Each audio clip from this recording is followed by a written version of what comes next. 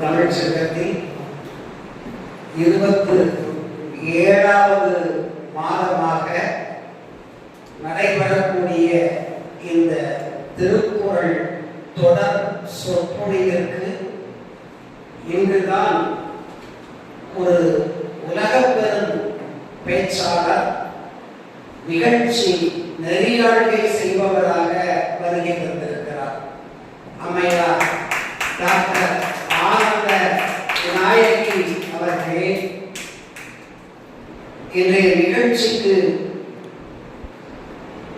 மற்றவர்கள் வரவேற்புரை சொல்வதை விட ஒரு புரவலரே வரவேற்றால் எப்படி இருக்கும் என்று முதல் முறையாக புரவலர் ஐயா தமிழ் தொண்டர் செல்லப்ப ரெட்டியாரே வரவேற்புரை வழங்கினார். ஐயா செல்லப்ப ரெட்டியார் அவர்களே, ஒரு தமிழ் கடல் வந்து சிற்றுரையை வழங்கினால் எப்படி இருக்குமோ அதை போல கன்னியாகுமரிக்கு தெற்கே இருக்கக்கூடிய கடலின் பெயர் எனக்கெல்லாம் தமிழ் கடல் என்றுதான் தோன்றும். ஆனால் இந்திய பெருங்கடல் இந்து மகா சமுத்திரம் என்றெல்லாம் சொல்லுவார்கள். அந்த தமிழ் கடலை போல் அந்த கடலிலிருந்து ஒரு கப் தண்ணீரை எடுத்து அதை ஆவியாக்கி நல்ல தண்ணீராக மாற்றி நமக்கு வழங்கினார் டாக்டர் மா செந்தில்குமார் அவர்கள். உண்மையிலேயே அவர் சொன்ன கருத்துக்கள் எல்லாம் ஒரு சிலருக்கு ஏற்புடையதாக இருக்கும், ஒரு சிலருக்கு மறுப்புடையதாக இருக்கும். ஆனால் அவர் சொன்னவை எல்லாம் கருத்துடையவையாக இருந்தன என்பது நம்முடைய சிந்தைக்கு விருத்தாக அமைந்தது என்பதை ஏற்றுக்கொண்டதாக. அதனாலதான் எப்போதும் யார் வாய் அப்படின்னு வாய்ங்கிறது வார்த்தை இல்லை, அந்த வாயில இடம் அப்படின்னு அவர் சொல்லியிருப்பார். அந்த தீக்குறளை அப்படிங்கிறது எனக்குமே இந்த பொருள் தான் குறளை என்ற சொல். ஆனா திருப்பாவையில திருக்குறளை அப்படிங்கிற கருத்து வரும்படியா என்ன பண்ணிடுறாங்க, ரெண்டு குறியும் சேர்ந்து நெடிலாகிற மரபு தமிழ்ல இருக்கு. இன்னைக்கு அதை சொல்ல போறேன். தீக்குறளை சென்றோதோ அப்படி டாக்டர் ஆனந்த விநாயகி சொன்ன பொருள்ல எழுதுறதா இருந்தா இட்ஸ் குறளா. தீக்குறளை அது பெயர். குறள் இரண்டாம் வேற்றுமை ஐ. அதனால என்ன பண்ணிட்டாங்க, அதை இட்ஸ் போட்டுட்டாங்க. ஒண்ணு இச்ச தூக்கணும், இச்ச தூக்கிட்டா ஆனந்த விநாயகி சொன்னது சரி, இல்லாத இருந்துதான் தீரும் அப்படின்னா டாக்டர் செந்தில்குமார் சொன்னதுதான் சரி. இது இலக்கணத்தை கொஞ்சம் தெரிந்த காரணத்தினால் நான் சொல்லுவது. இதுதான் இக்கு இச்சு தேவை தேவையில்லை என்பதற்கான மிகச்சிறந்த எடுத்துக்காட்டாக இருக்கும் என்றும் நான் கருதுகிறேன். இக்கு போட்டா என்ன, போடலன்னா என்ன அப்படின்னு நாம நினைக்கிறோம் இல்லையா, அதுக்கு இது ஒரு காரணம். அது நிற்கட்டும். செந்தமிழ் சித்தன் எப்பவுமே தருமை போலதான். அவருடைய தேகமாக இருந்தாலும் சரி, எனக்கு கேட்கத்தான் தெரியும் என்று கேட்பதாக இருந்தாலும் சரி, அவர் ஒரு கருவிதான். ஆனால் அவர் கருவி கிடையாது. அவரிடம் செல்வம் இருந்தால் தாராளமாக வழங்கக்கூடிய பண்புடையவர். அப்படிப்பட்டவர் ஒரு கேள்வியை கேட்டிருக்கிறார். நான் சொல்லாம விட்டுடக்கூடாது அப்படின்னு டாக்டர் செந்தில்குமார் ஒரு தூண்டுதலை கொடுத்திருக்கிறார். அவர் சொன்னதுல என்ன இருக்குது, இதுக்கு பொருள் சொல்லாம போகக்கூடாது. அவர்கிட்ட சொல்லல, அவர் போன போக்கில் சொல்லிட்டு போயிட்டார். டாக்டர் செந்தில்குமார் இதுக்கு விளக்கத்தை நீர்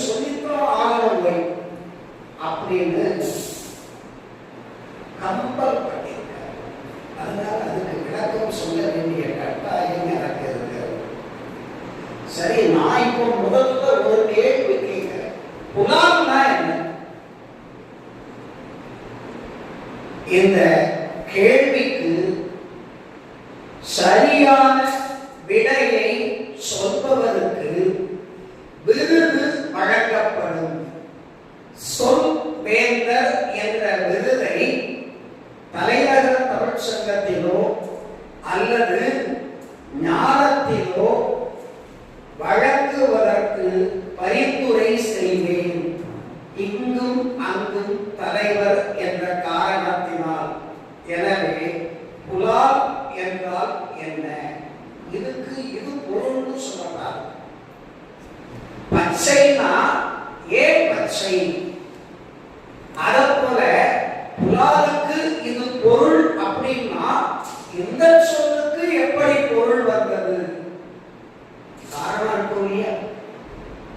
செந்தில்குமார் அவருக்கு பேருங்க அப்படின்னா அது இது ஒரு பெயர்.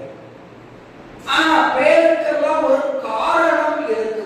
அவருக்கு காமராஜர் பேர் வச்சிருக்காங்க அப்படின்னா காமராஜ் அவருடைய பெயர் மட்டும் இல்லை. அது அவங்க அப்பா ஒரு தலைவன் மேல் கொண்ட பற்றின் காரணமாக வைக்கப்பட்ட பெயர். அது ஒரு காரண பெயர். நீர்செல்வம் அப்படின்னா ஏடி பன்னீர்செல்வமா இருக்கிறதுக்கு வாய்ப்பு இருக்கு இல்லையா? அது ஒரு காரண பெயராக இருப்பதற்கு வாய்ப்பு இருக்கிறது. அவருடைய இயற்பெயர் சிவானந்தம். அவர் சைவ குடும்பத்தை சேர்ந்தவர். அதனால அவங்க சிவானந்தம்னு பேர் வச்சிருக்காங்க. ஆனா அவர் பேசுறது எல்லாம் அசைவமா இருக்கும். ஆனா அவர் சைவ குடும்பத்தை சேர்ந்தவர். இப்படி காரண காரியத்தோடு புலால் என்றால் என்ன என்று சொல்ல வேண்டும். கேட்கிறேன். விருது அப்படின்னா தமிழ் புலவர்கள் வரமாட்டார்கள். 1000 பொற்காசு பரிசு என்று கேட்ட காரணத்தினால் தான் நக்கீரர் உள்ளிட்ட தமிழ் சங்கத்தில் உள்ளவர்கள் பதில் சொல்ல போகவில்லை. நாங்கள் கேள்விக்கு விடையாக கேட்டிருந்தால் நாங்கள் சொல்லி இருப்போம். நாங்கள் பரிசுக்கு பாடுபவர் அல்ல அப்படின்னு தன்மானமா இருந்தாங்க. விருது இல்லைன்னு வச்சுக்கோங்க. நீங்கள் விளக்கம் சொல்வதாக இருந்தால் ஒரு சில நொடிகளை உங்களுக்காக ஒதுக்கி கொடுக்கிறேன். கரிகோபாலகிருஷ்ணன் முன்னால வராத பார்த்தா விருது வாங்குவார் போல தெரியுது. வாங்கி விருது வேண்டாம் வேண்டாம் வேண்டாம் வேண்டாம். புலால் என்ற வார்த்தைக்கு சமைக்கப்படாத பச்சையாக உள்ள மீன் அல்லது விலங்குகளின் சதை பகுதி. சமைச்சார் புலால் ஊன் என்று சொல்லுவார்கள். அந்த வார்த்தை தான் புலால் என்ற வார்த்தைக்கு நான் சொல்ல வேண்டும். இது அகநானூற்றுல ஒரு வரியை நான் தேர்ந்தெடுத்தேன். அதுதான் அதுக்காக தான் நான் தேடிட்டு இருந்தேன்.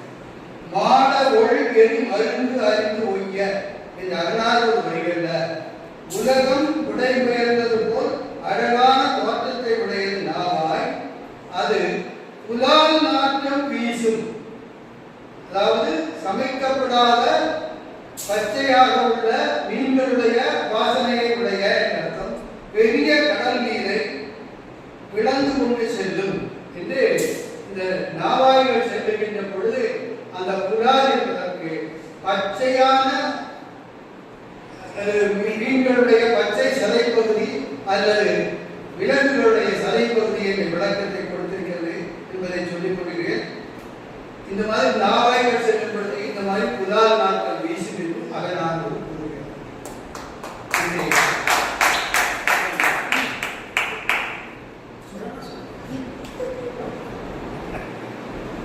அவர் சொன்னது பொருத்தம்தான்.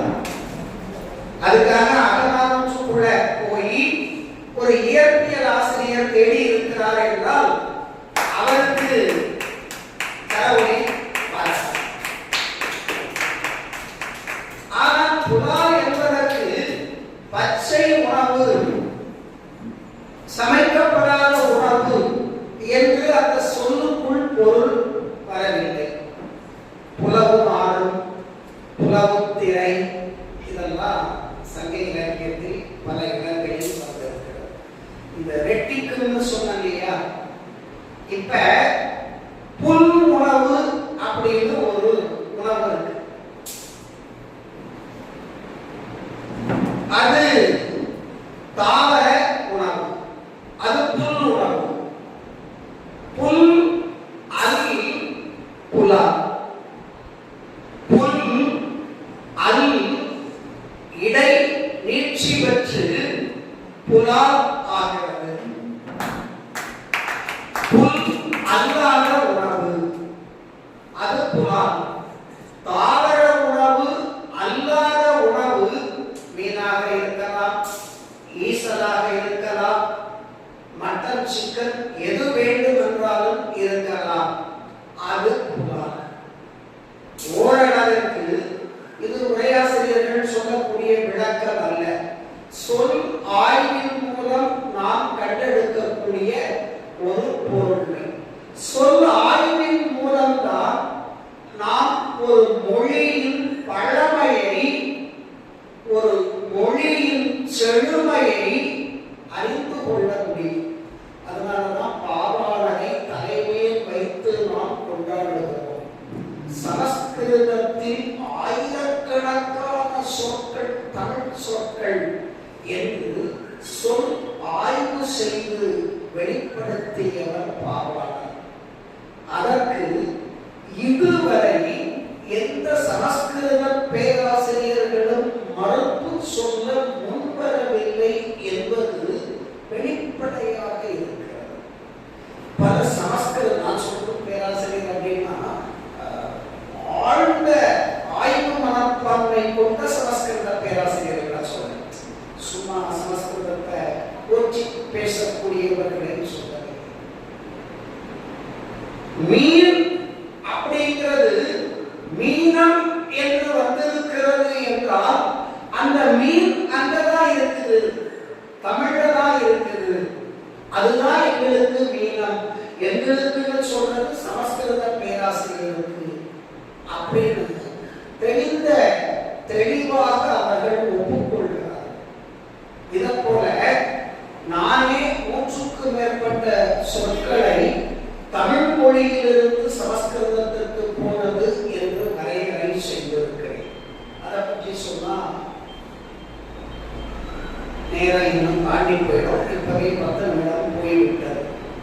எனவே எந்த சொல்லுக்கு பொருள் வழங்குவதாக இருந்தாலும் அது தமிழ் சொல் என்றால் அதை நாம் பகுத்து அதற்கான பொருளை கண்டறிய வேண்டும். அது ரொம்ப கட்டாயம். பன்னீர் செல்வம் அப்படின்னா அது ஒரு குறிப்பிட்ட பெயர் சார்ந்து வந்தது. இனி அதற்கே சொற்பொருள் வேற. பெயர் வைக்கிறவங்க சொற்பொருள் பார்த்து வச்சுக்க மாட்டாங்க. இப்ப காமராஜ் அப்படின்னா சொற்பொருளுக்குள்ள போனா நமக்கு கொஞ்சம் தற்காலத்தில் குழப்பமா இருக்கும். என்னடா அந்த ஆளு இப்படி பேர் வச்சிருக்காரு. ஆனா காமராஜ் அந்த பேரை நாம அந்த பொருள்ல நினைச்சே பார்க்கறது இல்லை. ஏன்னா அந்த ஆளு கல்யாணம் பண்ணாத ஆளு. அந்த காமம் அப்படிங்கிற சொல்லுக்குள்ள பார்க்கிறதே இல்லை. காமாட்சி அம்மன் கோயிலுக்கு போனா யாராவது அந்த பொருளோடு அந்த அம்மனை பார்க்கிறார்களா என்றால், ஆனா வரலாறு அப்படித்தான் இருக்குது. தழுவ குழைந்த நாதர், ஏகாம்பரநாதர், இந்த அம்மா தழுவியதால் குழைந்தவர். எனவே அந்த அம்மாவுக்கு அந்த பொறுமையினால் பெயர் எடுக்கிறது. இப்படி கமம் காமம் அப்படின்னு சொற்பொருள் தேடுகிறது. தமிழ் சொல்லா என்றால் அந்த சொற்பொருளை நாம் ஆராய்ந்து பார்த்து அதன் பிறகு சொல்ல வேண்டும். இப்ப ராம வெங்கடாச்சலம் அவர் பேர் ராம, அவங்க அப்பாவுடைய பேர் தெரியாது. ஆனா வெங்கடாச்சலம் அப்படின்னா வேங்கட அசலம், வேங்கட அசலம். சலம் அப்படின்னா சலச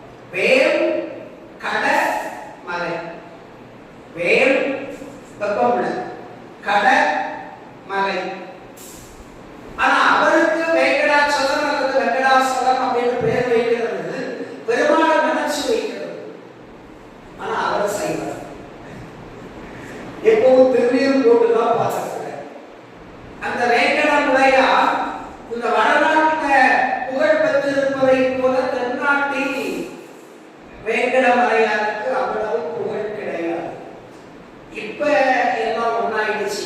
இந்த ஆளுடைய ஜெராக்ஸ் எடுத்து இப்ப அங்கேயே வச்சுட்டாங்க. வேங்கடத்துல இருக்கிறவர் கன்னியாகுமரியில் இருந்தாதான் மரியாதை அப்படின்னு ஒரு ஜெராக்ஸ் கொண்டு போய் அதை வச்சிருக்காங்க. கன்னியாகுமரியில ஒரு ஊருக்கு பக்கத்துல லீபுரம் பக்கத்துல கொண்டு போய் வச்சிருக்காங்க.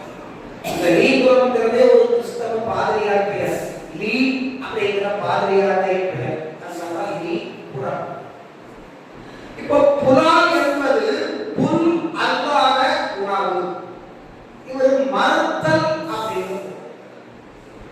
அப்படின்னா புலால கொண்டு வந்து சாப்பிடுவான்னு சொன்னா சாப்பிட வேண்டாம் அப்படின்னு சொல்லியது என்று ஒரு தனி மனிதனுக்கு சொல்லுவதை போல இருக்கிறது. இதுதான் நம்முடைய செந்தமிழ் சித்தனுடைய கேள்வி. செந்தனை புலால் உண்ணாமைன்னு சொன்னீங்க, புலால் மறுத்தல் சொன்னா திருவள்ளுவர் தப்பா சொல்லிட்டாரியா என்று திருவள்ளுவரிடம் ஒரு குறை கண்டுபிடித்து இருக்கிறார் அப்படின்னு சொன்னா அவர் வருத்தப்படுவார். ஏன்னா அந்த பக்கத்துல சொன்னீங்க ரொம்ப பார்த்து கேட்க கேள்வி போய் திருவள்ளுவருக்கு நான் சவால் விடுவேனா அப்படின்னு அவர் சொல்லுவார். ஆனா நான் அதை அப்படி அவர் மேல போட்ட பழியா எடுத்துக்கிறேன். இப்ப இதுக்கு அவர் உள்ளுக்குள்ளேயே இந்த பக்குக்குள்ளேயே ஒரு திருக்குறள் சொல்லியிருக்கிறார். திணல் பொருட்டால். திணல் அப்படின்னா தின்னல். திணல் அப்படின்னா இடைக்குறை. தின்னல் நல்ல தமிழ் சொல். அவன் ஒரு திண்ணி பண்டாரம். சிலர் குண்டா இருக்கிறவங்களை பார்த்து திண்ணி பண்டாரம்பாங்க. ஆனா குண்டா இருக்கிறவங்க நிறைய சாப்பிடுவாங்களான்னா அவ்வளவா சாப்பிட மாட்டாங்க. ஒல்லியா இருக்கிறவங்க தான் கொஞ்சம் அதிகமா சாப்பிடுவாங்க. எங்க வீட்டுல சொல்லுவாங்க, பெருந்திண்ணி தின்னு பேயா கழிகிறான் அப்படின்னாங்க. காலையில எடுத்த ஒரு சாப்பாடு, அது பழைய சோறு. ஸ்கூலுக்கு போகும்போது 9 மணிக்கு ஒரு டிஃபன், அது புட்டு இடியாப்பம். இப்படி கரெக்டா 1 மணிக்கு வந்து மீன் குழம்பு புலால் மரத்தம் பற்றி பேசி 1 மணிக்கு மீன் குழம்பு, 4 மணிக்கு வந்த உடனே அதே மீன் குழம்பு மீண்டும், ராத்திரி 9 மணிக்கு அதே மீன் குழம்பு மீண்டும். இப்படி 5 வேளை சாப்பிட்டு பேயா கழிச்சு போட்டு இருப்பாரு. ஏன்னா பேய் கண்ணுக்கு தெரியாது, இல்லாம போயிடுது என்று சொல்லுவாங்க. எனவே காமராஜர் குண்டா இருக்கிறாரு, அதனால இது ஒரு தீனி பண்ணாருன்னு சொன்னதும் ஆனந்தர் நாயகி வருத்தப்பட்டு அதுக்கு நான் பொறுப்பில்லை. அதுக்குதான் இந்த எடுத்துக்காட்டை நான் சொன்னேன். ஏன்னா அவங்க தம்பதி சமேதராக இருக்காங்க, தெரியாதவங்க தெரிஞ்சுக்கிறது. அவர் டாக்டர் காமராஜ், இவங்க டாக்டர் ஆனந்த நாயகி. பிள்ளையார் மேல ரொம்ப பற்று உள்ளவங்க. ஒரு பிள்ளையார் கோயிலே கட்டி வச்சிருக்காங்க. ஒரு அதுக்கு என்னென்னமோ பண்றாங்க. நான் தான் போய் இதுவரைக்கும் பார்க்கல. அவர் கூப்பிடலன்னு அர்த்தம். பிள்ளையார் கூப்பிட்டு அவர் போவோம். அவரு நம்மளை கூப்பிடல, பாருமையா என்று. திணல் அப்படின்னா திண்ணல் என்பதன் இடைக்குறை. இடையில ஒரு இடத்தை தின்னுட்டாங்க. திணல் பொருட்டால் கொல்லாது உலகு எனின். சாப்பிடுவதற்காக நாம் கொல்லவில்லை என்றால் யாரும் விலை பொருட்டால் ஊன் தருவார் என். திணல் பொருட்டால் கொல்லாது உலகனில் யாரும் விலை பொருட்டால் மிக மாட்டார். இன்னைக்கு ஞாயிற்றுக்கிழமை ஒரு மட்டன் கடை போட்டுக்கிட்டு இருந்தா கூட நல்லா வித்து இருக்கும். நான் சின்ன வயசுல மட்டன் வாங்கணும்னா இவங்க ஊருக்கு தான் போவோம், அகஸ்தீஸ்வரத்துக்கு தான் போவோம், அங்கதான் கிடைக்கும். ஆனா அகஸ்தீஸ்வரத்துல விற்கிறது யாரு அப்படின்னா எங்க சித்தப்பா. அவர் தான் அங்க போய் எங்க சொன்னார், அவர் தான் விற்பார். இல்லை நீ வேறு சொல்லிருக்க கூடாதா? நான் பரட்ச கொண்டு வருவேன் அப்படிங்கிறாங்க. மக்களே, நீங்க சொல்லி விட்டுருங்க, உங்க வீட்டு முன்னாள் தகவலை சைக்கிளை ஓட்டிட்டு போறேன். அந்த ஊருக்காரங்க இவங்க, அவங்களும் ஊன் மறுப்பவர் என்று எனக்கு நம்பிக்கை இல்லை. அவர்களும் ஊன் உண்பார்கள். எல்லாரும் செந்தில்குமார் சொல்றது போலாம், நமக்கு அந்த கடவுள் அப்படி உழவை தந்துட்டாயா,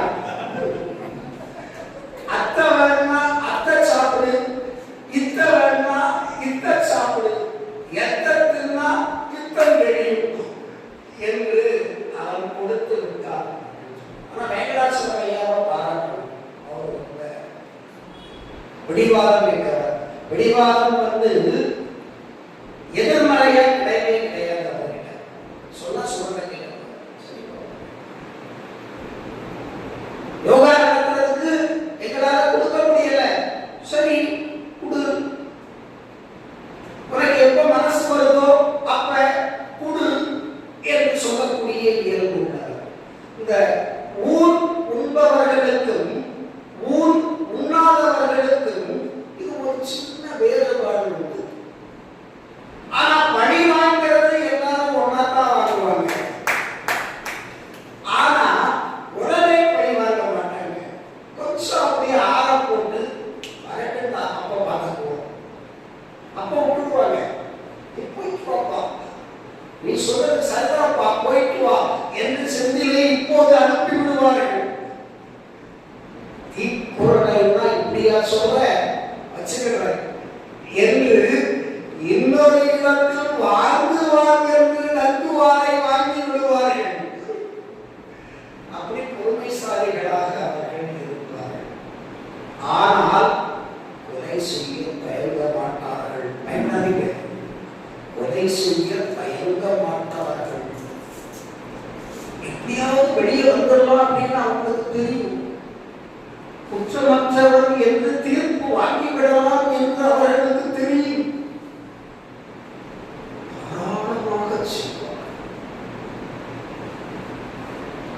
கம்பராமாயணத்தை நடத்தும் போது எல்லோருக்கும் ராமனின் மேல் அன்பு அதிகமாக வரும்.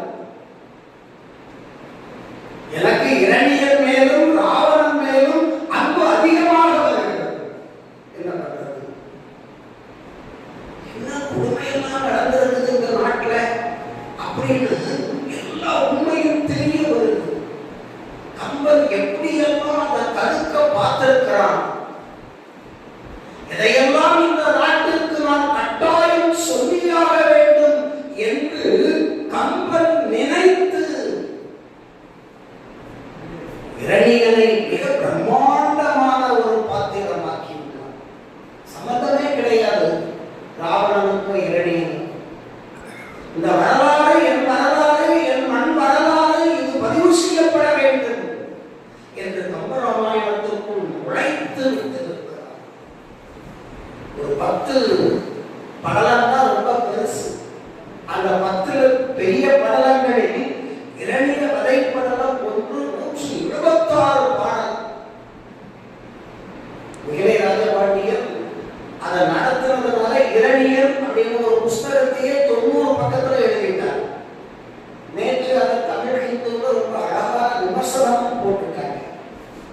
அந்த அளவுக்கு தமிழ் மன்னர்களை, தமிழ் மரபுகளை எப்படியாவது நாம் பதிவு செய்ய வேண்டும் என்று கம்பன் பதிவு செய்திருக்கிறார் என்பது கம்பராமாயணத்தை நடத்தும் போது தெரிகிறது. கம்பராமாயணத்தை நடத்தும் போதுதான் குமரி கண்டம் பற்றிய சிந்தனையே வருகிறது. அவனுடைய உள்ளம் தமிழ் உள்ளம், அவனுடைய உணர்வு தமிழ் உணர்வு. அங்கிருந்து நாம் தெரிஞ்சுக்க வேண்டியது அதுதான்.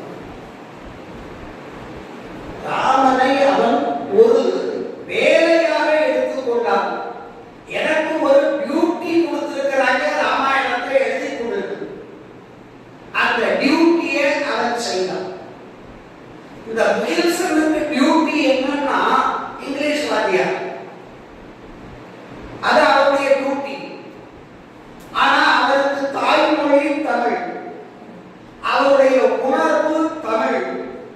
அவருடைய அறிவு தமிழ். டியூட்டியை செய்வார். டியூட்டியை செய்தாலும் அங்கிருந்து இங்க கொண்டு வந்து மொழிபெயர்த்து கொடுக்க வேண்டும் என்ற உணர்வு தமிழ் உணர்வால் வெளிப்படுகிறது. அதை போல ராமாயணத்தை வழங்குவது அவருக்கு ஒரு அசைன்டு ஒர்க். இதை பண்ணி முடிப்பா என்று வழங்கப்பட்டிருக்கிறது. குலோதுங்கர் சோழனால் அதுக்காக பண்ணி. ஆனால் அத்தனை பேர் எதிர்த்தாலும் இதை வைப்பேன் என்று எழுதுகிறார் பாருங்கள். அதனால தினம் பொருட்டால் கொலை செய்யலன்னா விலை பொருட்டால் விற்பவர் கிடையாது அப்படின்னு தெளிவா சொல்லினார். எனவே இரண்டும் ஒன்றை ஒன்று தொடர்புடையது. வள்ளலார் சொன்ன கருத்துக்களை மக்கள் ஏற்றுக்கொண்டார்களா என்றால் இல்லை. அவர் ரொம்ப வருத்தப்பட்டு போயிட்டார். கடை விதித்தேன், எழுத்துல அவர் அதை எழுதல. கொள்வார் இல்லை, கடையை சுருட்டி கொண்டேன். ஏன்னா அவர் அந்த சத்திய சன்மார்க்க சங்கத்திற்கு யாரையெல்லாம் நிர்வாகியாக நியமித்தாரோ அந்த நிர்வாகியர் தங்களுக்குள்ளாக அடித்துக் கொள்வதை பார்த்தபோது கடை பிடித்தேன், கொள்வாரில்லை. தலைநகர் தொழிற்சங்கத்திற்கு தலைவராவதற்கு சண்டை நடக்கும். ஆனால் இந்த சங்கத்தை தலை நிமிர்த்துவதற்கு யாராவது போட்டி போடுவார்களா என்றால் தலைவரா இருக்கணுமா சொல்லு, என்ன வேலை செய்ய சொன்னார்.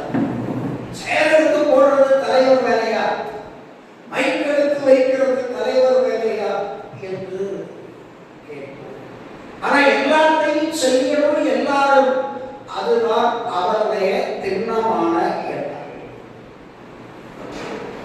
அவருடைய உள்ளத்திற்குள்ளும் ஒரு தமிழ் உள்ளம் இருந்தது. வள்ளலாருடைய உள்ளமும் தமிழ் உள்ளம். திருவள்ளுவருடைய உள்ளமும் தமிழ் உள்ளம். சுந்தரகுமார் என்ன நினைக்கிறாரு, வள்ளலாரின் உள்ளம், திருவள்ளுவரின் உள்ளம், இப்படி எல்லாம் நாம புஸ்தகம் எழுதலாம் போல தெரியுது.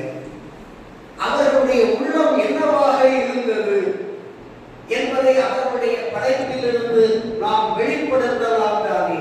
உண்மையிலேயே அதையெல்லாம் நாம் உணர வேண்டும். ஏனென்றால் கம்பனின் உள்ளம் என்று நான் சைமல்டேனியஸா பண்ணிக்கிறேன். அவன் உள்ளம் எங்கே இருந்தது? காவிய போக்கில் இருந்ததா, தமிழ் உணர்வில் இருந்ததா? பட்டிமன்றத்திலே புகழ்ந்தோம். கம்பனுடைய கவிதையில் வெளிப்படுவது காவிய நயமா, தமிழ் நயமா அப்படின்னு ஒரு பட்டிமன்றத்துக்கு தலைப்பு ஆனந்த நாயகி கிடைச்சு போச்சு. அங்கதான் நடுவர் அப்படி போட்டு ஒரு பட்டிமன்றம்.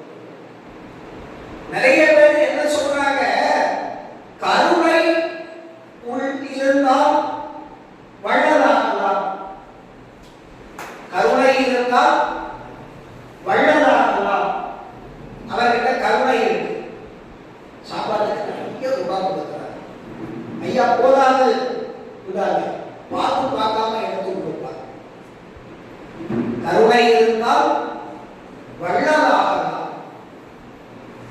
ஆனா நாம எல்லாரும் கருணை உடையவன் கருணை உடையவன் அப்படின்னு சொல்றமே, உண்மையிலேயே நாம கருணை உள்ளவனா அருள் உள்ளவனா அப்படின்னு திருவள்ளுவர் ஒரு கேள்வி கேட்கிறார். எந்த இடத்துல கேட்கிறார் அப்படின்னா, தன் ஊர் பெருக்க உன்னுடைய இந்த சதையை உண்டாக்குறதுக்கு பிரிவின் அகிரணையில சொல்றான். மனுஷன் சாப்பிடுறது இல்லை, பிரிவின் ஊர் உண்பான் எங்கனம் ஆளும் அருள். கேள்வி, உங்ககிட்ட எப்படிலாம் அருள் வரும்?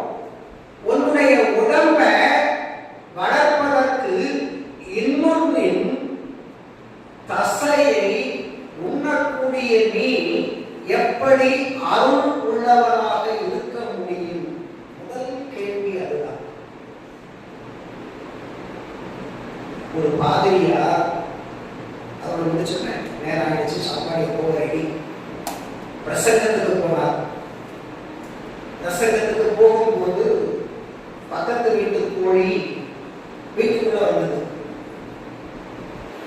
நல்ல வாய்ப்பா போச்சு, ஞாயிற்றுக்கிழமையாகுமா மட்டன் கிளம்பி போறான்னு நினைச்சிட்டு இருந்தோம். சர்ச்சுக்கு போயிட்டு வரும்போது, பிரசங்கத்தை முடிச்சுட்டு வரும்போது கோழி வசமா பக்கத்து வீட்டு கோழி வந்தது. அத ஒரு கடவா கட்டியை போட்டு கமத்தி போட்டுட்டு சர்ச்சுக்கு பிரசங்கம் பண்ண போயிட்டார்.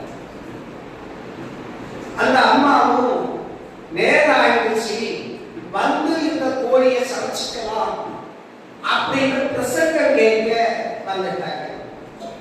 கோழியம் அப்படிங்கிற முறையெல்லாம் கொண்டு வந்தவங்க கிறிஸ்தவர்கள் தான். அவங்க இந்த பேச்சு தொட்டிப்பாங்க, அவங்க மலம்புரிச்சாங்க சொல்லுவாங்க. அவன் பாதிரி தொட்டியில நின்றுகிட்டு என்னமோ புலம்புறான் அப்படியே சொல்லுவாங்க. அவன் கிறிஸ்தவர், கத்தோலிக்க கிறிஸ்தவர். அவன் தொட்டியில நின்றுகிட்டு என்னென்னமோ புலம்புறான். ஒரு பயனும் அதை கூட செய்வதில்லை என்று அவர் சொல்லுவார். ஏன்னா நான் 20ஆம் நூற்றாண்டு மலம்புரிச்சாவின் உரைநடை அப்படிங்கிற எழுத்தில் ஆய்வு பண்ணேன். ஒரு 100க்கு மேற்பட்ட முறை அதன் பக்கத்தில் உட்காரக்கூடிய வாய்ப்பு எனக்கு கிடைத்தது. நீங்க பாக்கியம் தான் வேணாம் சொல்லுவீங்க. பாக்கியம் எனக்கு கிடைச்சதுன்னா பக்கத்தில் இருக்கக்கூடிய அந்த பக்கத்து வீட்டுக்கார தன பாக்கியம் நான் எப்படிதான் உனக்கு கிடைப்பேன், அண்ணன் பாக்கியம் நான் உனக்கு எப்படிதான் கிடைப்பேன் அப்படின்னு தொடர்பு கிடையாது சொல்லிட்டு வருவதற்கு வாய்ப்பு இருக்கு. அதனால அது எனக்கு பாக்கியம் இல்லை, பாக்கியம் வாய்ப்பு கிடைச்சது. இந்த பிரசங்கத்துக்கு வந்தார். நாம் அனைவரிடமும் அன்பு காட்டுபவர்களாக இருக்க வேண்டும்.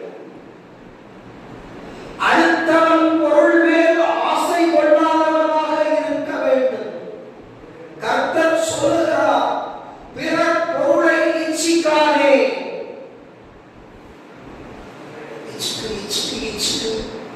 பைபிள்ல இருக்கிறார்,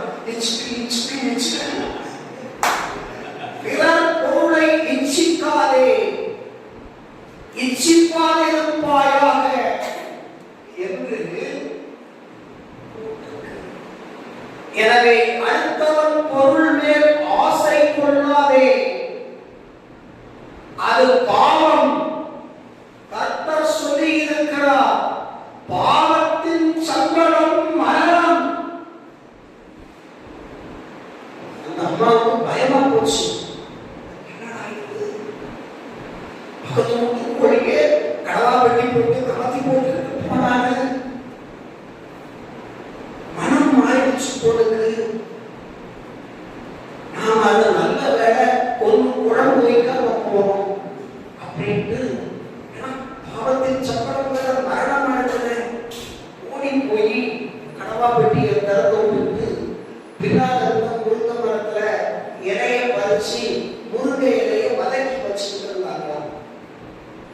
இவர் பேசி முடிச்சு தண்ணி தாகத்தோட நாக்கு வறண்டு போய் அந்த தாகத்திலையும் அதற்கு எச்சு இந்த பக்கத்துல இருந்தும் இந்த பக்கத்துல இருந்தும் ஊறும். கோழி குழம்பு வாசம் இவரை வாடி எடுக்குதான். நேரே வீட்டுக்குள்ள போனார். அடியே எலிசபெத் சோத்த போடு அப்படின்னு. அந்த அம்மா பிளேட்ல சாப்பாடு போது இன்னொரு சின்ன பிளேட்ல பதக்கிற முருங்கை இலையும் புளி தண்ணி தான் இருக்கு. புளி தண்ணினா அடுப்புல வச்சா ரசம், புளியை கரைச்சி உப்பு போட்டு சின்ன வெங்காயத்தை வெட்டி போட்டா அதுக்கு பேர் புளி தண்ணி. இங்க எப்படி சொல்லுவீங்கன்னு எனக்கு தெரியல. புளி தண்ணி தான் இருக்கு, ஊத்திக்கிடுங்க என்று கொண்டு கொடுத்தார். ஏண்டி சரியன காலையில பக்கத்து வீட்டு கோழிய கடவா பெட்டிக்குள்ள கமத்தி போட்டு உங்களை சொல்லிட்டு போறத அதை அடிச்சு குழம்பு வை அப்படின்னு. அப்படித்தான் சொன்னீங்க. நானும் வந்து செய்யறாலும் உங்க பிரசங்கத்தை கேட்க வந்தேன்.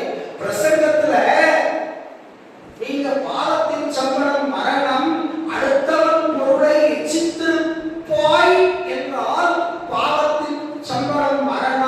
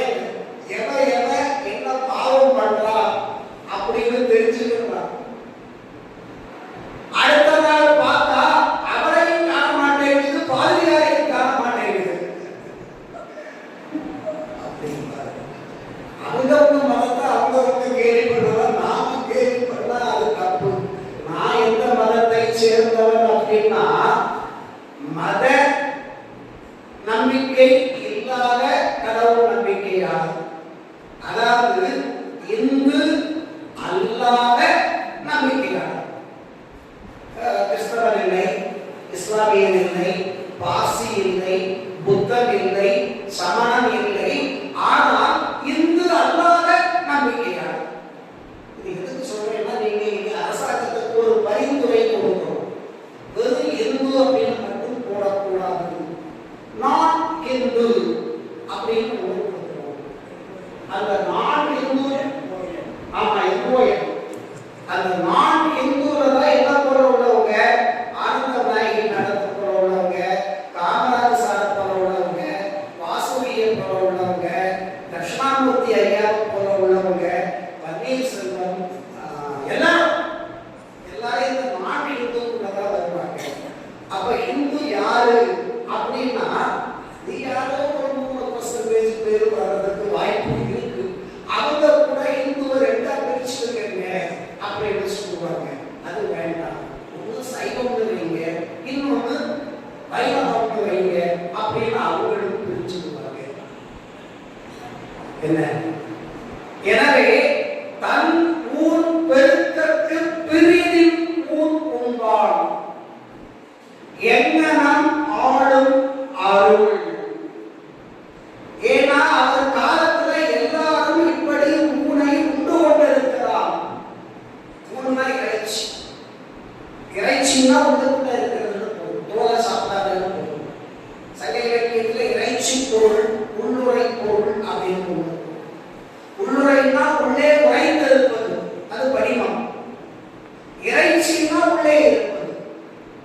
இறைச்சி தானே உரி புறத்ததுவே. இறைச்சி எப்படி வரும்? உரிப்பொருள் சார்ந்து வரும். உள்ளுரை எப்படி வரும்? கருப்பொருள் சார்ந்து வரும். அதை நாம் இப்ப விளக்க முடியாது. விளக்கமா தமிழ் ஆசிரியர்கள்லாம் கற்றுக்குவாங்க. எனக்கு தெரியலையா, அதை போய் சொல்லிக்கிட்டீங்க என்று சொல்லுவாங்க. இப்படி இறைச்சி என்பது ஒரு உயிரின் உள்ளே இருப்பது, இறைந்து உள்ளே இருப்பது, நிறைந்து உள்ளே இருப்பது. தோட சொல்றோம், இல்லைன்னா வக்கீரம். பக்குதல் அப்படின்னா நெருப்புல காட்டி பக்குதல். எங்க அம்மா தான் நல்லா அழகா பக்குவாங்க. அவங்களே கழுத்து திருக்குவாங்க, அவங்களே கட்டி தூக்க போடுவாங்க, அவங்களே வக்குவாங்க, அவங்களே அவங்க என்ன சொல்லுவாங்க, வாழ்ந்து அப்படின்னாங்க. வாழ்ந்து இருந்தாங்க. நல்ல டெக்னிக், நிறைய நுட்பம் வச்சிருப்பாங்க. என்ன பார்த்து எதுன்னு அவங்களுக்கு தெரியும், நமக்கு தெரியாது. எனவே தன் ஊன் பெருக்கற்கு பெரிதின் ஊன் உண்பான் எங்கனம் ஆளும் அருள். எனவே மாமிசம் சாப்பிடுபவர்கள் நான் கருணை உடையவன் என்று சொன்னால் கர்த்தர் கோபப்படுவதற்கு வாய்ப்பு இருக்கிறது. அருள் என்று அவர்கள் பெயர் வைத்துக் கொண்டாலும் அருள் இல்லாதவர்கள் என்றுதான் கருத வேண்டிய தேவை இருக்கிறது என்று கிறிஸ்தவர்களுக்கு ஒரு போடு போடுவதை போல திருவள்ளுவர் போட்டிருக்கிறார் என்று ஏதாவது முத்துமாரியம்மன் கோவிலில் பேசும்போது சகோதரி ஆனந்தநாயகி பேசுவதற்கு ஒரு லீடு கொடுத்திருக்கிறேன் என்று கருதிக் கொள்ளுங்கள். ஆனால் நான் அந்த கோவிலில் சொல்லுவேன், ஐயா ஹரிகோபாலகிருஷ்ணன் ஒரு தீய குளத்தை போட்டுட்டு போனார். அதுக்கு நான் விளக்கம் சொல்ல வேண்டிய தேவை இருக்கிறது. உண்மையிலேயே பாரதியாருக்கு பெரிய கடவுள் நம்பிக்கை எல்லாம் கிடையாது. அவங்க புன்னகை போடுறார்கள். அப்போ முத்துமாரிய பாடுவது டூப்ளிகேட் பாரதியா என்று அவர்கள் கேட்பார்கள். பட்டிமன்றம்னா அடுத்த உடனே அதுதான் அவங்க கேட்பாங்க, ஐயா நான் இப்போதே ஒதுக்கிட வேண்டும். அப்போ தேசமுத்து மாறி என்று அவர் பாடினாரே, அது யாரை? அதுதான் இருக்கிற தேடி உனை சரணடைந்தே தேச முத்துமாரி. அவர் முத்துமாரியை கூடல, இந்த தேசமாகிய முத்துமாரி. எனவே பாரதி பக்தி பாட்டு பாடிட்டாரு, பக்தி பாட்டு பாடிட்டாருன்னா நாம சொல்லிட்டு அவர் இந்த தேசத்தை பாடிய இந்த தேசம்தான் முத்துமாரி. முத்துமாரி வேணுமா, தேசம் வேணுமா அப்படின்னா முத்துமாரி வேண்டாம், தேசம்தான் வேண்டும்.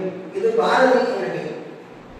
இப்போ யாராவது அசைக்க முடியாத மலையாக இருக்கிறார்கள் என்று வைத்துக் கொள்ளுங்கள், அணுக முடியாத மலையாக இருக்கிறார் என்று வைத்துக் கொள்ளுங்கள், காவல்துறையில் உயர்ந்த பதவியில் இருந்தவராக இருந்து அசைக்க முடியாத மலையாக இருக்கிறார் என்று வைத்துக் கொள்ளுங்கள். அவரிடம் சென்று தேசம் வேண்டுமா முத்துமாரி வேண்டுமா என்றால் முத்துமாரிதான் வேணும், அழகா இருப்பா, தேசம் எதுக்கு வேண்டாம் அப்படின்னு சொல்லுவார். பாரதியிடம் இருந்த தேசபக்தி இப்போது இவர்களிடம் இல்லை. எனவே தான் இவர்களுடைய கொள்கை மக்களிடம் எடுபடவில்லை என்பதையும் நாம் உணர்ந்து கொள்ள வேண்டும். இப்ப சிலர் நினைக்கலாம், எல்லா இடத்திலேயும் இவருடைய கருத்தை போட்டு போட்டு தாக்கிடுறார, எங்களுக்கு அடுத்த வாய்ப்பு என்ன, நாங்கள் மறுத்து பேசுறதுக்கு. கவலைப்படாதீர்கள், அடுத்த கூட்டம் ஆகஸ்ட் மாதம் 18ஆம் தேதி நடைபெற இருக்கிறது. அப்போது வந்து இதற்கான மறுப்பை நீங்கள் வழங்குவதற்கு நாங்கள் வாய்ப்பு வழங்குகிறோம். நீங்கள் உங்கள் ஆதரவாளர்களையும் அழைத்து வந்து மறுப்பு குரல் கொடுப்பதற்கு தயாராக இருக்க வேண்டும். உண்மையிலேயே மறுப்பு தெரிவிக்க வேண்டும் என்று அருமை சகோதரியார் விரும்பினால் அடுத்த 18ஆம் தேதியில் நீங்கள் வருகை தர வேண்டும் என்று கேட்டுக்கொண்டு, ஐயா திருநாவுக்கரசர், அருமை தோழர்